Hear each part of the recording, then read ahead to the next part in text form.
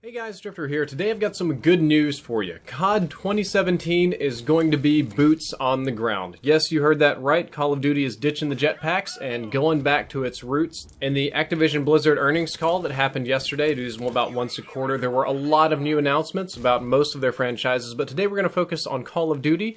The announcement was official that yes, Sledgehammer Games is developing COD 2017. I don't think that was a big surprise to anybody, but it was just never really officially announced. But they did announce that it's going to be boots on the ground, and I will let you know that they did not use the word boots on the ground for whatever reason, but it was announced that there will be no jetpacks. They said they're going to be leaving those behind. They discussed the space setting and said that they felt that space was not the correct setting for Call of Duty. There was no mention of future or near future settings, but no space at least. And there is a quote we have that says, Call of Duty will return to, quote, traditional content that we know our fans will love. These calls in the video game world are used somewhat for teases and somewhat for investors, so these are not, this is straight from the horse's mouth. This isn't like a BS or made up thing.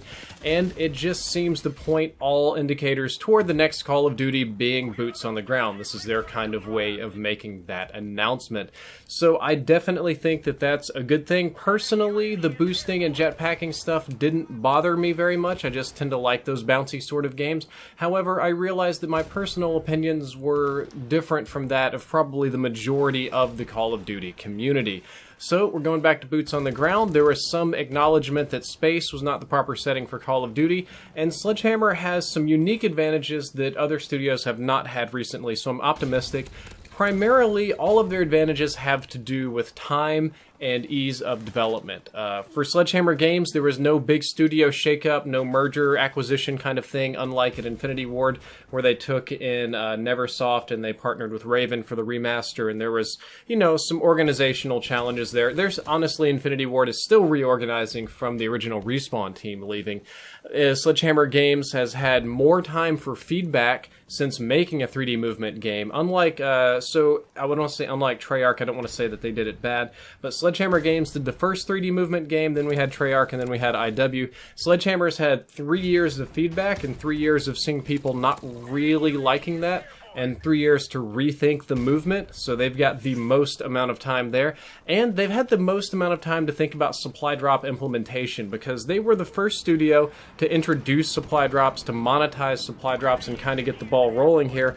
And they certainly have heard or felt the negative feedback from the community about them, and obviously they would have felt any financial benefits as well. So Sledgehammer Games is in a unique position to have more time than any other studio to come up with a unique supply drop plan. I'm hoping that whatever they choose to implement this time, because let's not kid ourselves, there's almost certainly going to be supply drops, is more in the cosmetic line of the things, more fair, more long-lasting, we hope, instead of just this single game.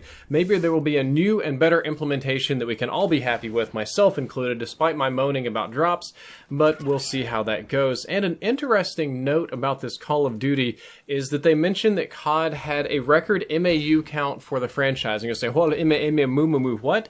MAU is monthly active users. It's a metric to determine how many people have played in a month. And what was interesting is that this was for the franchise as a whole. So having more MAUs, or monthly active users, than ever before means that COD isn't dying, unlike popular community perceptions. COD's quite strong, but it's odd to note that it was franchise-wide and not just focused on the latest game, or the latest 1 or 2 games is what they did when the consoles split.